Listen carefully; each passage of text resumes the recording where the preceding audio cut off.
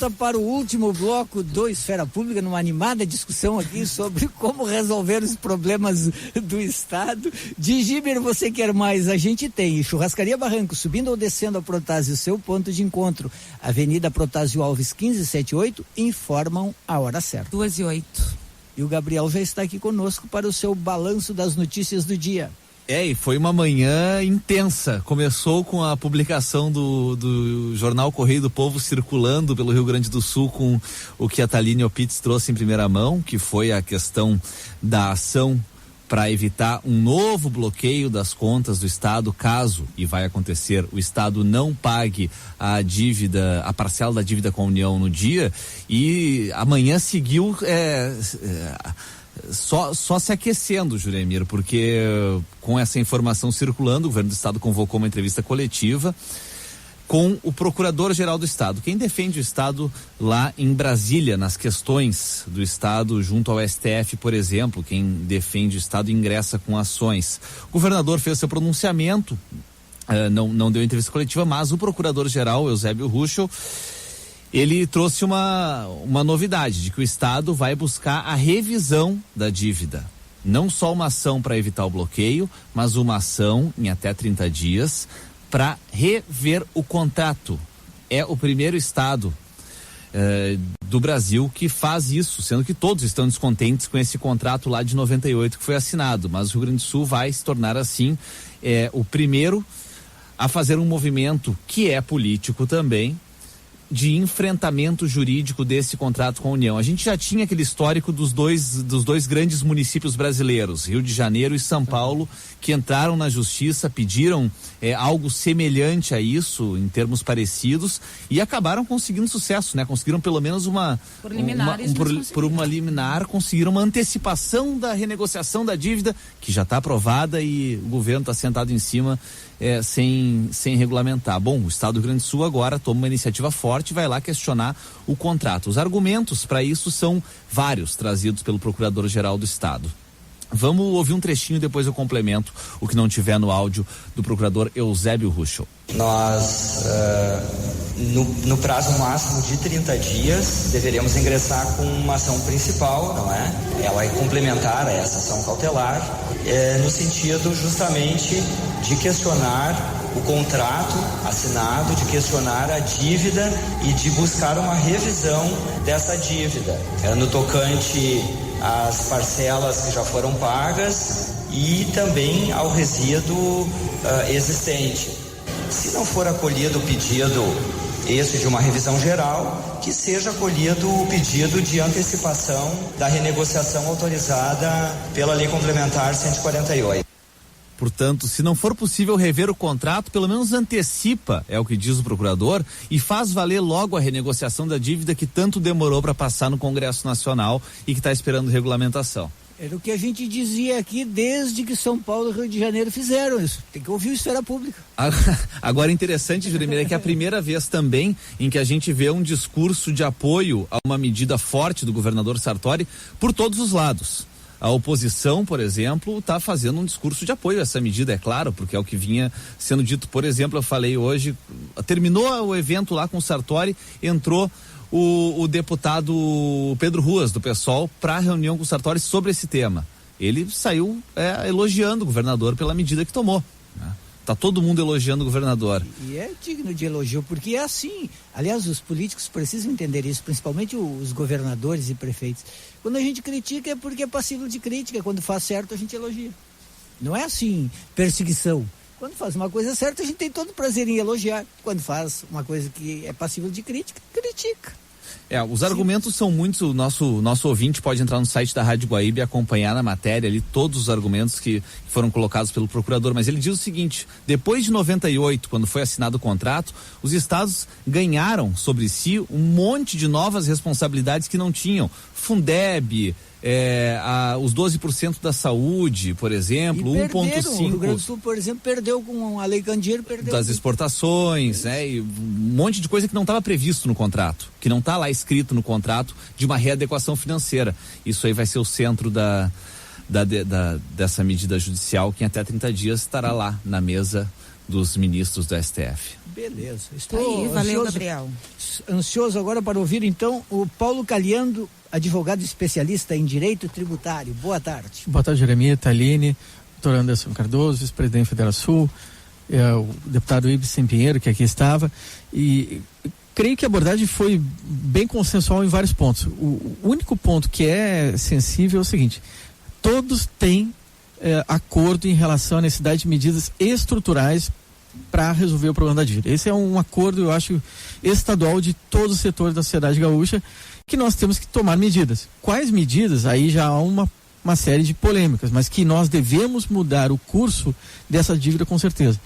Das diversas propostas que estão em vista, nós podemos ver a questão da reforma da Previdência, a modificação do serviço público com talvez privatização de alguns setores, diversas questões têm sido trazidas à tona, mas sem dúvida 2 pilares são fundamentais em relação à questão das nossas finanças públicas estaduais. De um lado, a questão da Previdência, que é uma proposta do governador de alteração nos modos federais, que eu acho que é fundamental, e segundo, sem dúvida, o que o Jeremias comentava agora, que é a questão da dívida com a União.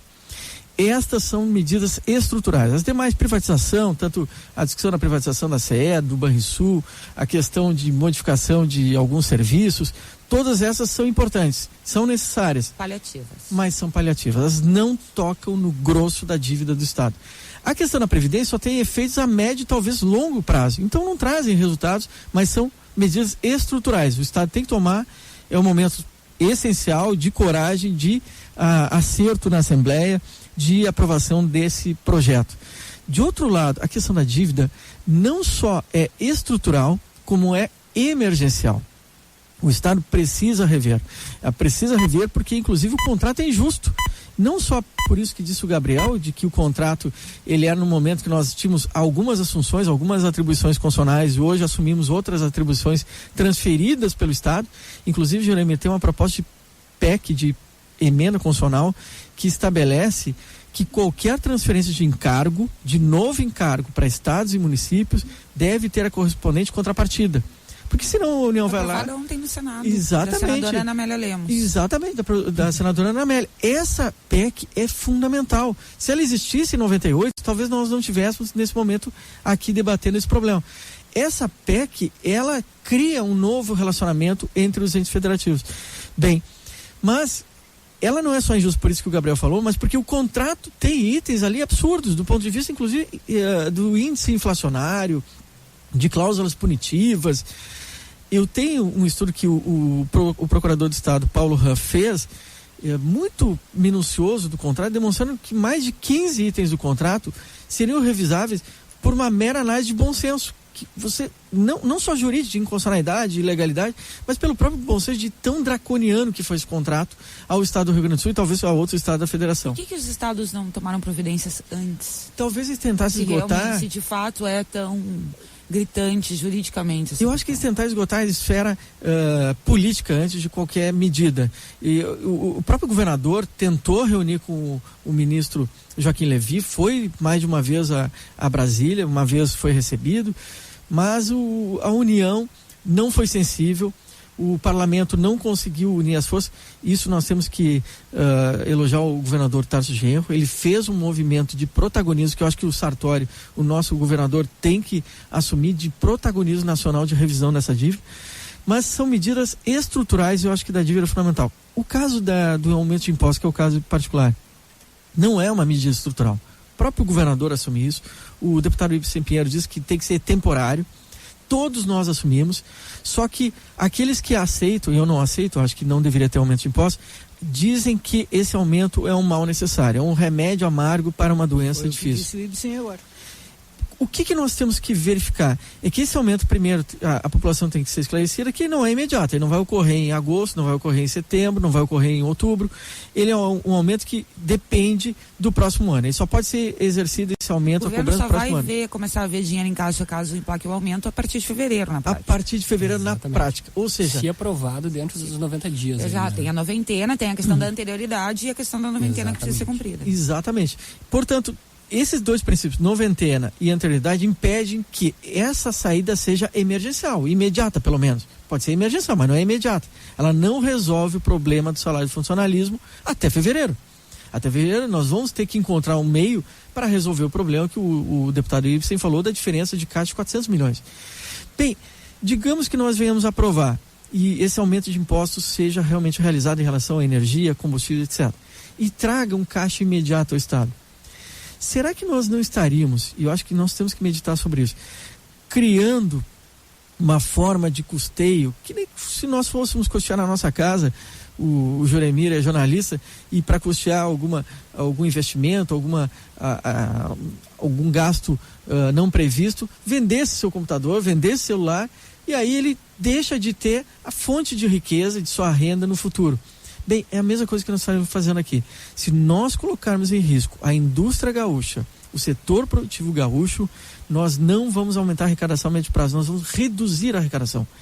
A melhor forma... Vão consumir menos. Vão pedir recuperação judicial.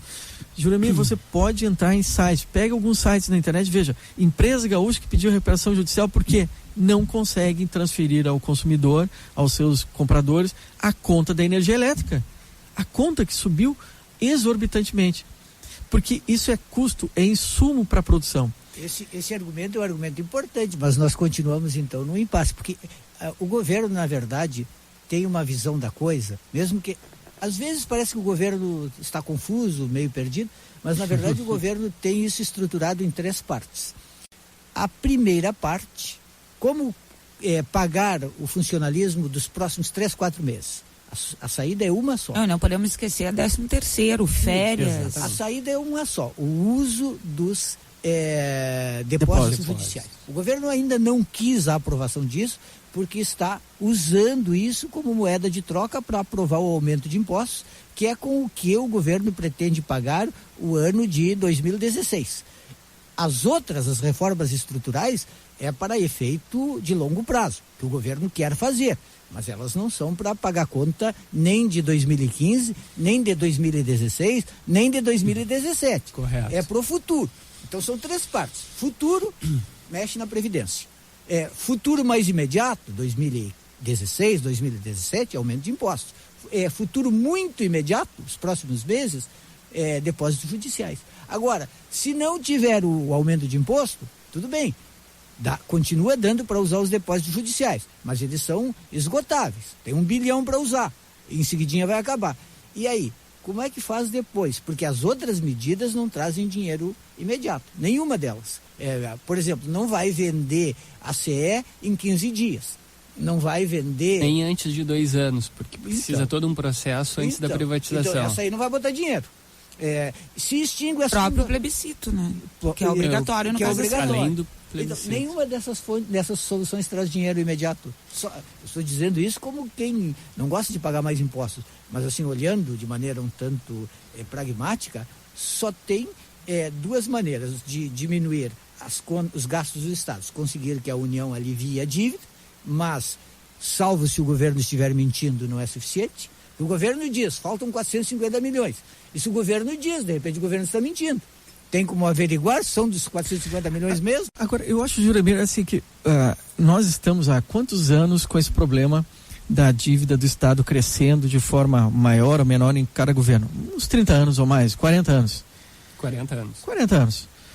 O que está claro é que o tamanho do Estado do Rio Grande do Sul não é adequado ao tamanho das nossas economias. Teria que diminuir o tamanho. Nós temos que mudar o tamanho do Estado. Certo, mas diminuir o tamanho do Estado é uma operação que demanda um monte de coisas e não produz dinheiro imediato. É um ponto importante, Juremir, por exemplo, voltando a um aspecto que a Thaline comentou, que é muito importante na linha do que o Paulo está referindo.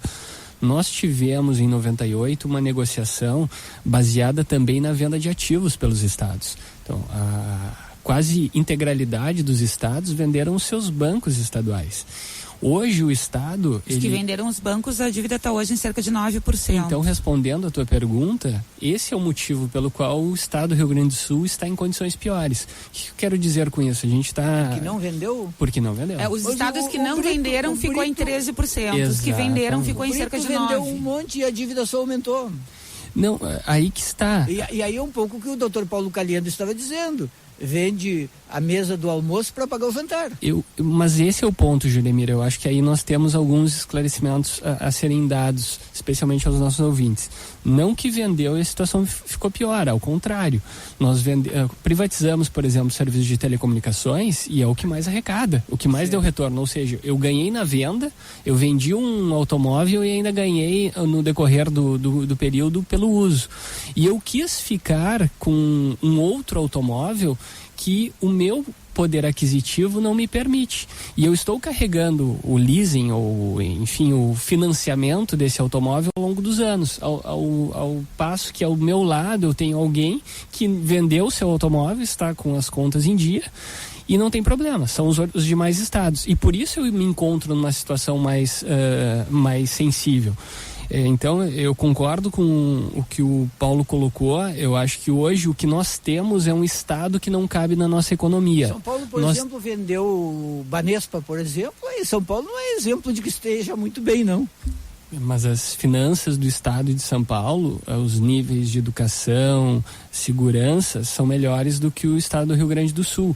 Não queremos dizer que exista um estado padrão de excelência em serviços.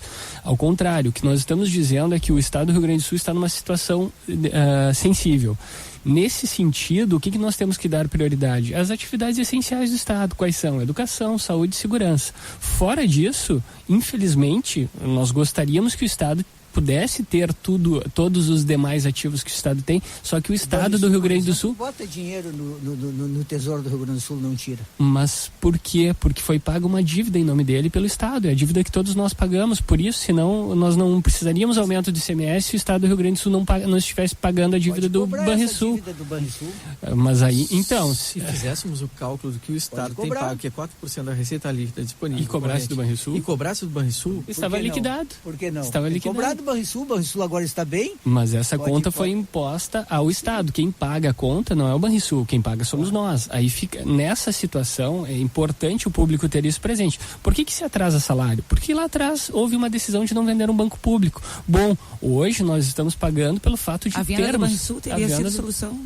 Hoje nós não nos encontraríamos na solução. Tão grave. Não estaríamos pagando 13, estaríamos pagando 9. Não passou só por isso. E com essa sobra de 4, nós financiaríamos o Estado sem problemas de atraso de o IGPDI, que acabou não sendo um bom índice. Inicialmente era bom, depois disparou, se pagou e continua pagando. Tem um problema aí que não é só... Claro, foram incorporadas outras dívidas, mas também... Não, o cenário econômico nacional mudou, né? Também. Exatamente. Mas, ou seja, nós temos um Estado maior do que o Estado que as nossas finanças permitem. Nós precisamos, como sociedade, nos dar conta disso. O estado do Rio Grande do Sul é um estado que tem mais ativos do que outros estados e por isso está numa situação pior. Necessariamente ele vai ter que vender ativos porque não cabe dentro da sua economia a manutenção desses ativos. Quais são? Aí é um debate que vai se dar ao longo dos próximos... E que vai enfrentar uma resistência muito grande da sociedade.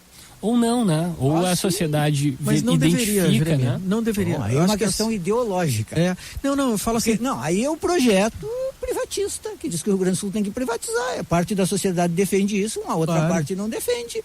Mas não é uma questão de privatizar, eu acho que é uma questão privatizar o Banrisul, privatizar a CE. A gente sabe que o governo quer isso, mas isso demanda plebiscito, isso demanda convencer a população a votar a favor, e isso demanda acreditar que realmente é a solução. Eu, sinceramente, acho que não é. Acho que vende e daqui a 5 anos está devendo de novo. Isso é uma possível. Assim como aumento de impostos. É vender aumenta os hoje, móveis daqui para 4 pagar anos a a gente vai janta. discutir Com posição ideológica. Eu concordo com o Jeremias num ponto. A nossa arrecadação de ICMS, nós fomos estudar, ela tem altos e baixos. Mas a tendência geral de 20 anos, de 10 anos, é de aumento progressivo de ICMS. A arrecadação tem aumentado ano a ano, inclusive em função da substituição tributária. O que ocorre? A despesa tem aumentado em proporção superior à arrecadação. Esse descompasso entre despesa e arrecadação é que não pode ocorrer. Isso não pode ocorrer, tem que ter um gatilho. Uma coisa é certa, tem que mexer, por exemplo, na Previdência. Isso me parece líquido e certo, porque tem uma série de privilégios. 57% da folha do Rio Grande do Sul hoje é com inativos. Agora, por que não mexe também em outras coisas, por exemplo, que o Estado não é só o executivo, o Estado é o executivo, o legislativo e o judiciário. Por que não mexe, por exemplo, nos privilégios do legislativo e do judiciário? Por que não mexe, por exemplo, no número de assessores na Assembleia? Por que não mexe nos tantos auxílios que recebem os magistrados? Por que não mexe nessa parte toda? Por que cada poder não dá sua contribuição para o enxugamento do Estado? Deveriam, e o Poder Judiciário acabou de dar um exemplo de uma ação concreta verdade, nesse sentido, né? Abrir mão de um BI em 4 anos. Essa foi uma boa ação do Judiciário. Exatamente. Louvável, parabenizamos. Exatamente, eu acho que é um movimento de todo o Estado, só que nós temos que nos dar conta que efetivamente, mantendo todos esses ativos, o Estado do Rio Grande do Sul não tem condições, por exemplo, de criar um fundo previdenciário. Não existe origem para um recurso que financie os 57%.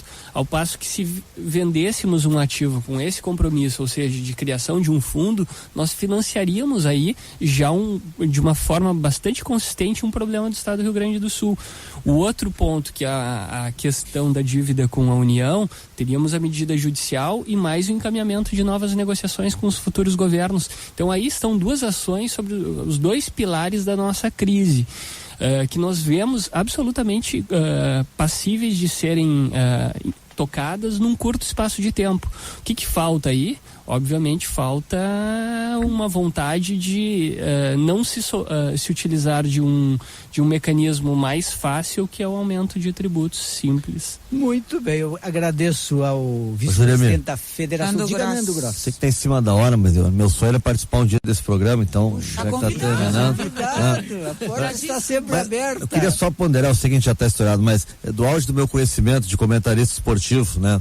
Sobre essa questão econômica, não teria assim um leigo falando, cidadão comum, na hora de vender, não é vender no Estado algo que não dá lucro, que dá prejuízo, e não, por exemplo, algo que hoje, pelo que a gente lê, é altamente rentável, que é o caso do Banrisul?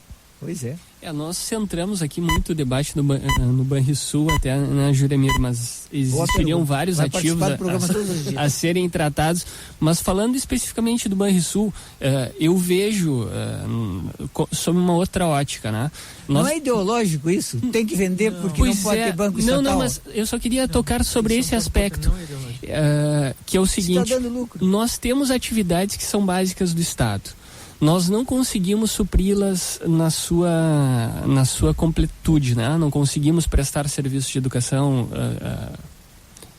em qualidades básicas, serviços de saúde da mesma forma, segurança também não. Nós todos nos socorremos de serviços privados, ou seja, pagamos duas vezes, pagamos carga tributária e pagamos mais um serviço privado na mesma ordem. Por que nesse contexto não se resume o Estado, pelo menos na medida em que se consiga prestar esses serviços em qualidade, a essas atividades? Quando o Estado estiver com excelência nesses setores, atividades prioritárias do Estado, segurança, saúde e educação. Se estiver esses serviços sendo prestados com excelência de qualidade, aí se migra para bancos, se migra para outros. Então, a questão hoje reside justamente nesse aspecto. A venda se daria para suprir o serviço básico. Uma vez feito, prestado o serviço básico com a qualidade necessária, aí sim se migraria para outras atividades. Beleza, diga. Não, só 30 segundos. 30 segundos. O que eu acho. O chefe autorizou. Paulo Caliano. O chefe está aqui, tá beleza. É isso. Eu acho assim que a questão não é público ou privado, é o que presta melhor atividade ao setor da sociedade. Isso é muito bom. Vamos partir que o serviço é muito bom. Eu tenho conta em banco privado, troco prefiro não ter por exemplo, tenho conta no HSBC. A do Banrisul é muito melhor. Vamos dizer assim, o serviço é bom e é lucrativo. Por que trocar? Por que não vamos privatizar? Não é uma questão de ser estatista ou não estatista. Eu acho que o que presta o melhor serviço que interessa aqui. No caso do Banrisul, nós temos que fazer um cálculo de lucratividade, levando em conta que nós aumentamos o comprometimento da sociedade gaúcha no pagamento da dívida de 9 para 13 para manter o Banrisul. Esse cálculo tem que estar aberto. Esse é um custo que a gente teve. Se a gente fizer esse cálculo e ver que o Banrisul é lucrativo, melhor. O risco da atividade pública, muitas vezes na atividade econômica, é que o público muitas vezes é mais demorado, a não ser que ele tenha monopólio. Se tiver monopólio, ele age com desenvoltura. Mas se ele não tiver monopólio, que nem tem a CE no setor de distribuição, e ele tem concorrência, Geralmente o público tem mais dificuldade, além do público estar sempre sujeito à possibilidade de injunções políticas. Por isso que se acha que muitas vezes o privado, em alguns setores de concorrência de risco, como bancos, tem que estar no setor privado. E eu não faço bandeira de privatização no Banrisul e nem da CE agora. Não faço, não sei que seja necessário agora. Agora, nós não podemos fazer a bandeira do lado inverso. Tem que ser Banrisul porque é público. Não, tem que ser Banrisul porque ele é melhor para o Estado. O critério adotado pelo Nando é muito bom. Tudo aquilo que for estatal, mas que é lucrativo, porque mexer. E ele é lucrativo no sentido de manter essa dívida com o Estado, com a União. Mas a dívida seria revista para 9%, caso o banco fosse... Ele é lucrativo porque nós estamos pagando uma dívida do banco. Nós estamos pagando a dívida agora nesse valor, não por causa do Banrisul. Não, o percentual é. O percentual é. Nós continuamos pagando porque houve um índice de reajuste que se tornou exorbitante porque não tem uma boa negociação com a União que pode até de repente anular a dívida. E se anular a dívida, como é que fica? Privatiza o Banrisul? Nós podemos pensar. Por quê? Porque não haveria atraso. Nem o federalismo vai anular a dívida. Não sei. Eu acho que vai ter uma solução algum dia. Acho que vai ter. Uma solução que vai ser política. E se for política, pode federalizar, pode transferir. Agora, eu acho também que o Banrisul poderia, quem sabe, pagar essa dívida anterior.